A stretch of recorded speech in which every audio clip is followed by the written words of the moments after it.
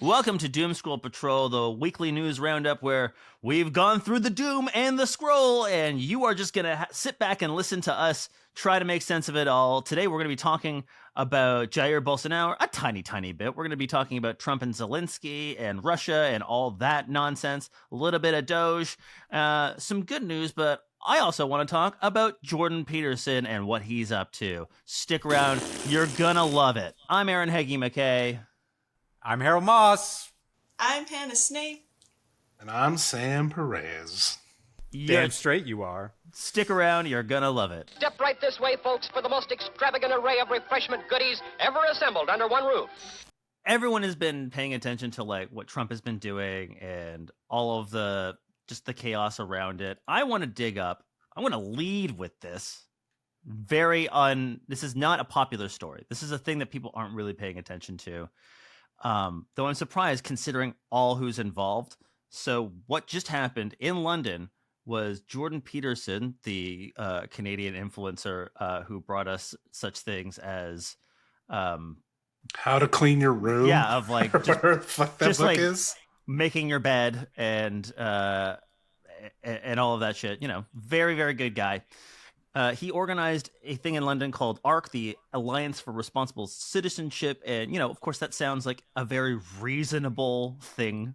Like, you know, we want responsible citizenship. But then you look at the guest list, and that got leaked to DeSmog. And it is just a murderer's row. It's just a nightmare blunt rotation of just the worst people. Giving a keynote address is the leader of the Heritage Foundation, Kevin Roberts. And, of course, the Heritage Foundation authored the 900-page document of Project 2025, you know, originally titled How to Destroy the U.S. Democracy with this one weird trick. Then you got a whole bunch of oil companies. You got representatives from BP. You got Koch Industries, of course, Valero Energy, Energy Transfer, and more.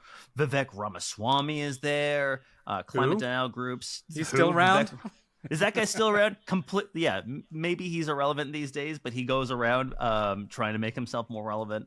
Climate denial groups like the CO2 Coalition, libertarian think tanks like the Cato Institute. Peter Thiel is there, who, of course, co-founded PayPal with Elon Musk.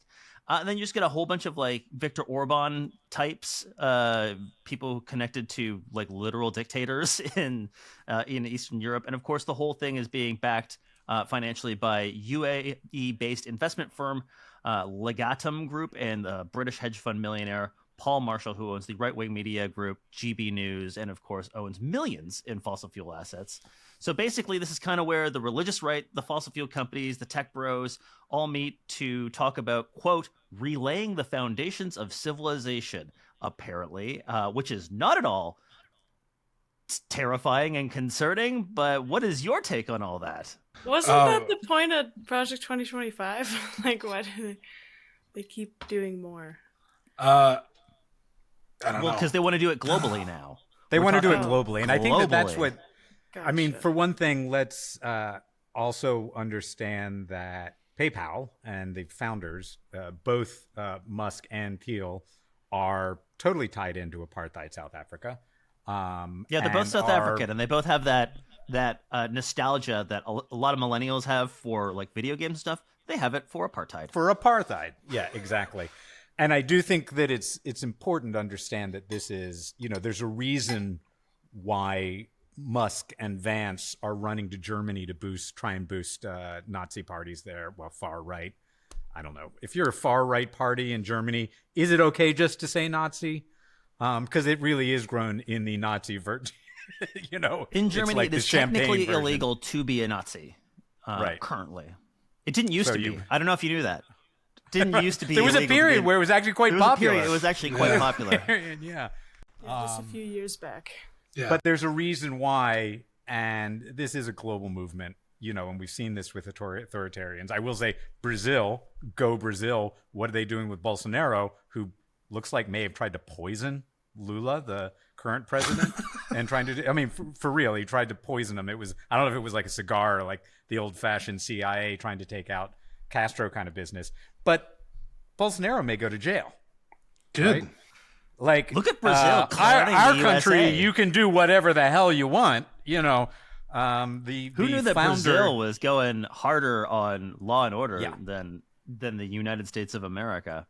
Yeah, I mean, because we are the funder and founder and supporter of Banana Republic is clearly becoming a Banana Republic.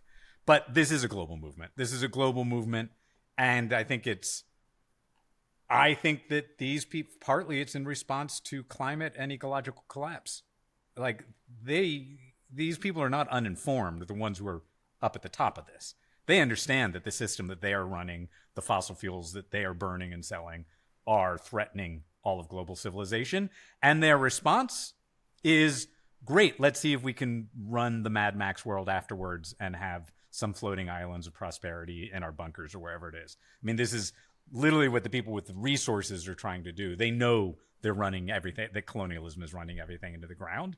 They're okay with that if they can win, right? It really straight does up. feel like, the party's on. There's a fire at the party, and everyone's just grabbing the silverware.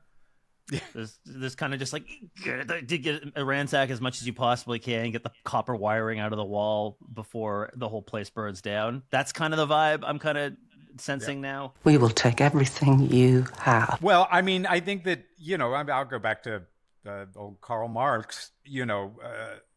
The thing is that what capitalism does really well is it extracts a bunch of labor, health, lives, resources, and it transforms everything radically and rapidly. One of the great lines from Communist Manifesto is everything solid turns into air, right?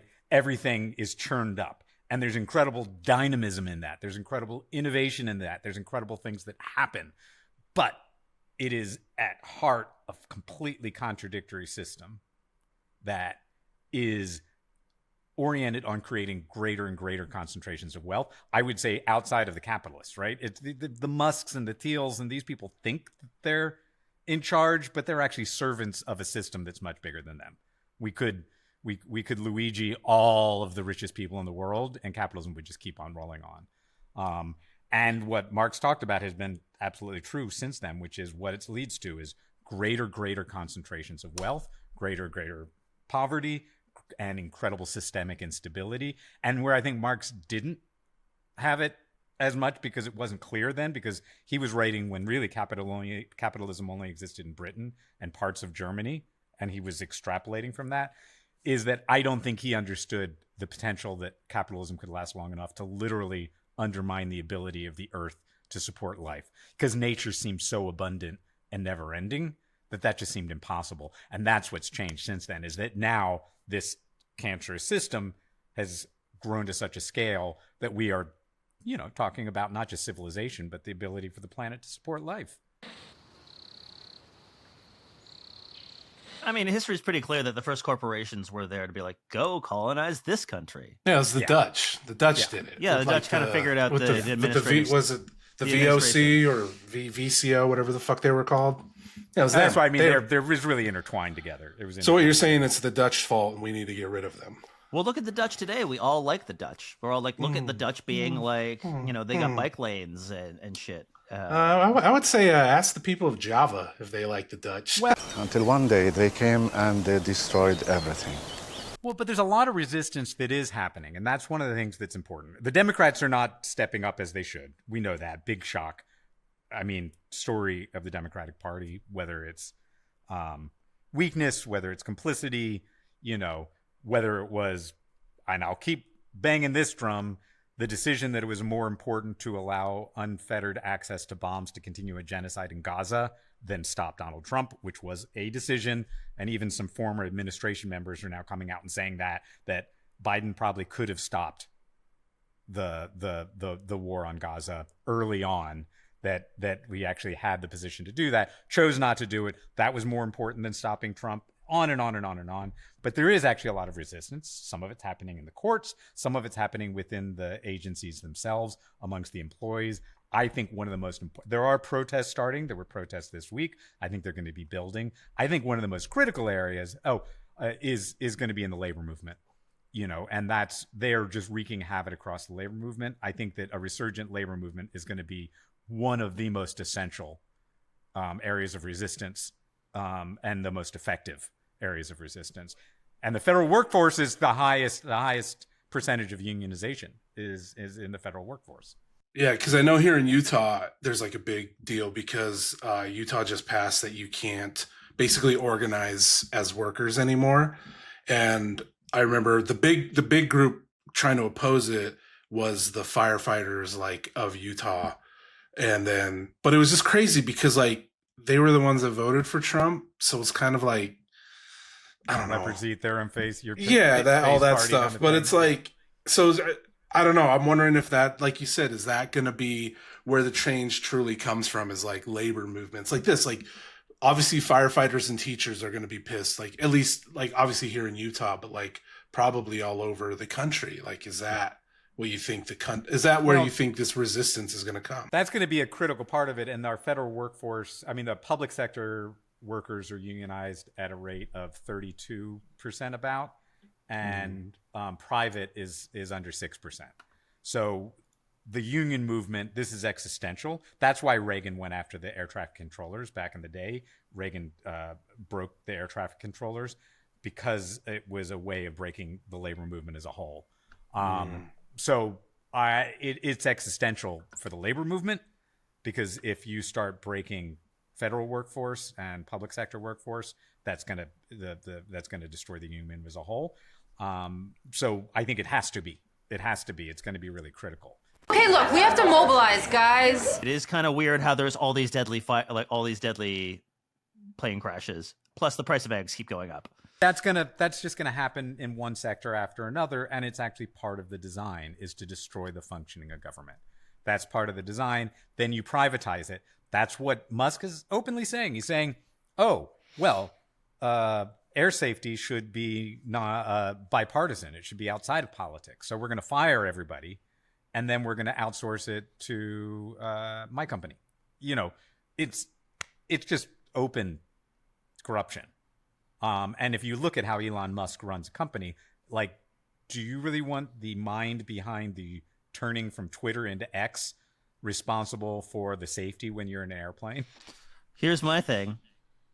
For global warming purposes, everyone's going to be too afraid to fly now, so we're all just going to stop flying. That was on my mind. We're just going to stop flying, and that's going to lower emissions. Yeah. Yeah, and a plane silver that falls, lining. a plane that falls, silver lining. Hey, new segment here on Doom Scroll Patrol. Silver linings. A plane that falls out of the sky halfway to its destination only burns half the fossil fuel. I don't know. I think this plan sucks. There's a little bit of good news. The high-speed railway was announced in Canada here, so that could be one little thing from Quebec City to Toronto. Is that far? So I think it's like a 10-hour drive. Okay. So not very far. Not very far by Canadian standards. But like, no, that's that would awesome. be you would usually fly that. Okay. For most people, if they wanted to go to Quebec, they'd probably fly that. On the bad news front, since we have plenty here, I think I had a couple weeks ago talked about the good news of congestion pricing passing in New York City, which was, of course, is now quite popular, lowering traffic, lowering air pollution. As in every city where it's instituted, it gets more popular the longer it works because it works. And that's something that Trump, literally, the White House put a picture out with him with a crown on, calling him the king, announced that he was ending New York's congestion pricing. Which I don't think you can do. Like, I mean, under normal legal circumstances, right? As part of our come in and be like, we're not doing congestion pricing anymore. It's 0.20 in the constitutional crisis where they were experiencing, and we'll just have to see Governor Hochul, who's our New York State governor, who also our New York City mayor is not going to fight it because the New York City mayor Adams made a deal with the Trump administration that he would, was about to get nailed for corruption. If they would, it took like money from Turkey his prosecution, he's corrupt. He's just so corrupt. He was a cop. He was a To be fair, he was a cop. So therefore, he was corrupt. But that he would help them with deportations if they would suspend his thing. And Hochul, who has the power to get rid of him, is not doing it. So Adams isn't going to fight Trump on anything. He's just giving him whatever he wants. And Hochul doesn't really know how to fight anything either. So Well, she fought congestion pricing the first time. She fought it the first time. We'll see. She's now until she won the election. She's drawing one of those Democratic lines in the sand, saying, "Please don't walk over this line in the sand." So we'll see. We'll see. That's that potentially could be gone because it's a good thing. Sam's point is just about to be, just hit him. Just hit him. Well, because it gets that point. Yet another call for soft violence. Just smack the guy. Because what works? What works? Like, obviously, the law isn't working. Like, the system isn't working. If anything, the system rewards them. Because, like, it's like, at what point do you have to do that? Because, like, nothing's changing. Nothing's working.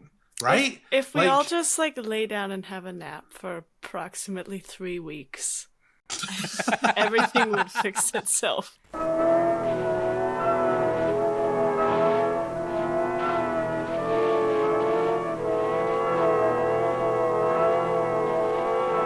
We do have there is a 28th of February boycott coming up, which is an attempt to do of kind of everybody scaling back on DEI and all that. So it's like Target, Walmart. Target, yeah.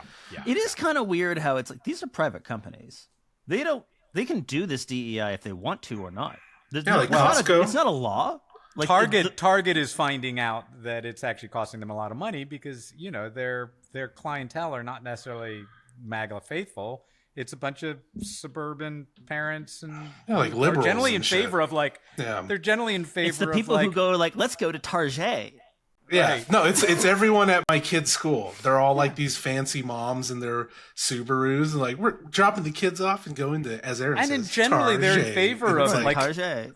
Let's look at what DEI means. Largely, it means hiring white women. That's been the biggest beneficiaries of DEI, which people are sending out. But also welcome, hiring Thank veterans, hiring disabled folks.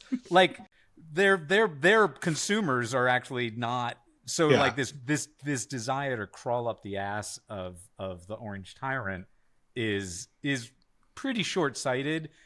And that's the obeying in advance, assuming he's just going to win, right?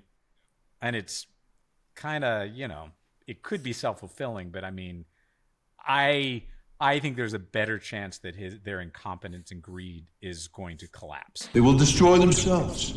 All right, well, let's burst that bubble when I talk about Russia and the United States meeting in Saudi Arabia to talk about Ukraine, and mostly just talked about how they're going to pressure Ukraine to give 50% of their oil and mineral wealth to the United States, and then the other 50% is going to go to maybe Ukraine, but maybe Russia. I'm not sure.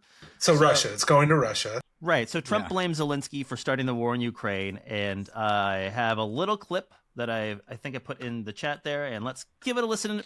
James Waterhouse has more from Kiev after a tense 48 hours between Washington and Ukraine. An extraordinary allegation from Ukraine's once biggest ally. I think I have the power to end this war, and I think it's going very well. But today I heard, we weren't invited. Well, you've been there for 3 years. You should have ended it 3 years. You should have never started it. You could have made a deal. Leading to an unprecedented response from President Zelensky, who accused Donald Trump of living in a bubble. It is unfortunate that President Trump, and with great respect for him as the leader of the American people who constantly support us, unfortunately lives in this disinformation space. On his Truth Social platform, Trump doubled down.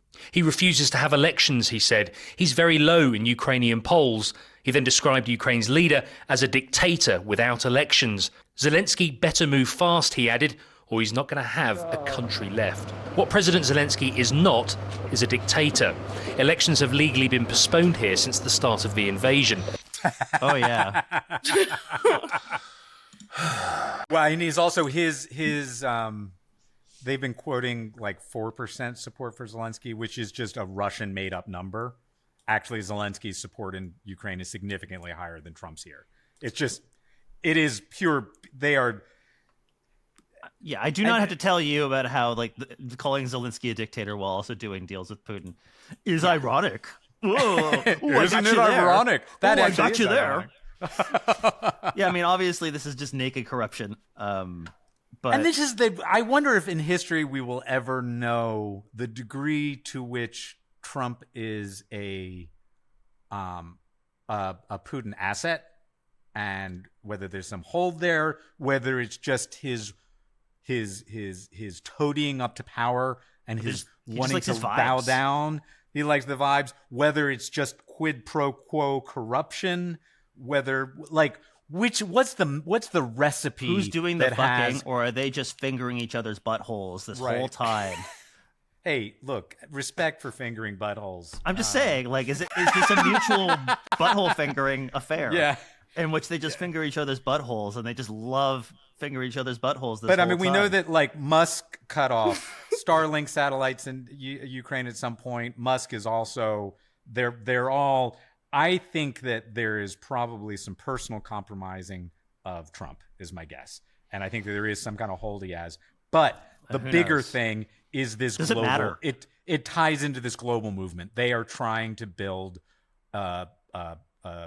oil petrostate run corrupt oligarchy that is global in scope, and that's the fundamental driver. Is what happens after the current order, which is unstable and in collapse, and the ecosystem, which is unstable and in collapse. What comes next? They are trying to define it, and that is the relationships, and that's really I think that's the core thing that runs through all of it. I think you're absolutely right, because the next thing that we need to talk about is how the U.S. and Russia met in Saudi Arabia to talk about Ukraine. Ukraine not even invited.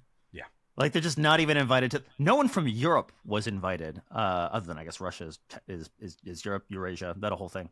Anyway, not going to get into those categories. All I mean to say is that U.S. and Russia sat down in Riyadh to talk about mostly making oil deals. Yeah. They're talking about removing sanctions, and Kirill Dmitriev, who runs the Sovereign Wealth Fund for the Russian Federation, is talking about bringing the oil majors back, which is like your Exxons and whatnot, to basically extract oil in Russia. And just because you're like, why are they doing that? They have their own. It's because Exxon and all those people are actually very good at taking oil out of the ground, and they'd rather just have them do it, hire their people, and they administer it. It was one of the reasons why Rex Tillerson was the Secretary of State, the former Exxon CEO, last Trump administration. And Dmitriev says that the U.S. oil majors have lost about $300 billion by not operating in Russia ever since the war broke out. So you dangle that in front of Trump, and he's just like, oh, $300 billion. What the fuck? What's my cut? What's my cut if we make some deals? $300 billion is a lot of money. Jesus Christ. So why would they lie for more money? That's what I want to know. They already have so much money. You can totally trust them. You can trust them, right? There's a great thing. I can't remember the Twitter user or X user who originally saw it. Don't say X. You know, there's there's a thought experiment, which is if you could hit a button and someone you didn't know would die, but you would get $1 million, would you hit that button? Right. So it's kind of it's a trolley car adjacent kind of thing. So some random person would die when you hit that button, but you would get $1 million. And that what we have to understand about what it means to be a billionaire, and this is regardless of whether you are apartheid Clyde or if you are the I run nonprofit foundation side of the billionaires. It doesn't really matter. Every billionaire on the planet Earth hits that button as frequently as they can. Because that concentration of wealth, every $1 billion is a lot more than a dead body. It's a lot more than 1,000 dead bodies. So that is the choice that every single billionaire, simply by allowing that concentration of wealth and power, hits the dead person button over and over and over again, like they just can't get it, like it's catnip. And that's why they can't get it. And was that a metaphor? Probably not. Yeah. Well, I mean, that's the thing with them. It's not a metaphor. It's just literally they're hitting it. Some of them. I imagine Elon Musk actually has the kill random child, make $1 million button installed in his bedroom. He's like, I can't sleep. Ooh. We should go back to talking about finger and buttholes for a little bit. I don't don't know if he may feel good to kill a child. I don't know, but has he tried fingering other people's buttholes? Yeah, is he just give it a little tickle? I think he might get into it a little more. I think he might. Maybe that would mellow I think it will solve out. things if all the billionaires just start literally fingering each other's buttholes and figure out this is much better than money. Feels pretty good, sir. So Jeff Bezos' ex-wife and Bill Gates' ex-wife are billionaires. Yeah.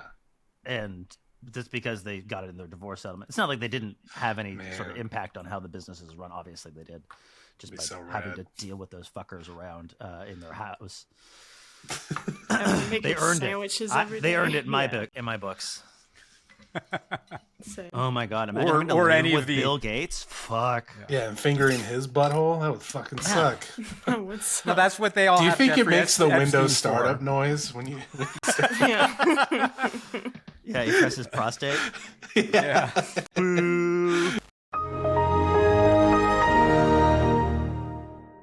Good news beyond silver linings. Which We'll is, end with some good news from Sam. We'll end some good news from Yay! Sam. Yeah, this is more. So this is a big one. So Utah, the state of Utah, and the Navajo Nation finalized landmark water rights deals because if you don't know, the Navajo Nation is about the size of West Virginia, which is like pretty big size state, and barely has any running water. We've been fighting for water rights for since like the 20s or something like that. For the listeners, can you just sort of give an idea geographically where the Navajo Nation is? Oh yeah, Southwest America. So like it's actually near four corners of Utah, Colorado, or Arizona, New Mexico. So it's very like, dry. Yeah, it's very dry.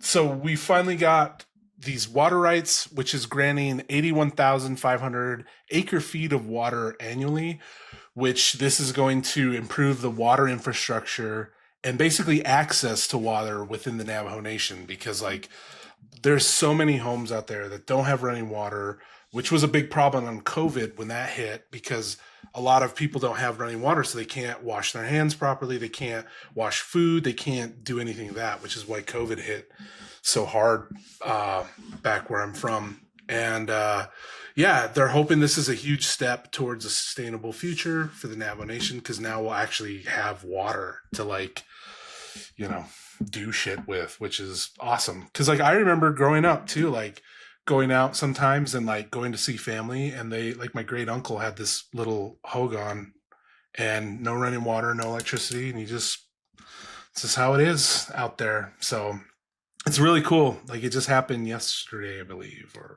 I guess I should say the day. I'm glad that happened before the Doge people got it. Yeah, well, that was like a big worry. Was like, oh, is this gonna like, are these dickheads gonna ruin like all? Well, this stuff? they may come in and try and do it, and yeah, there's a lot of funding getting cut to different native health and social service efforts. They're definitely that's one of the places where they're doing just, they're like, oh, well, these aren't the people we care about. So thank you for the victory. News story. Well, I mean, but it's you ruin everything. Oh, and also the other good news, Leonard Peltier was released finally after 50 years serving in a federal prison for basically 2 murders of FBI agents that he did not commit.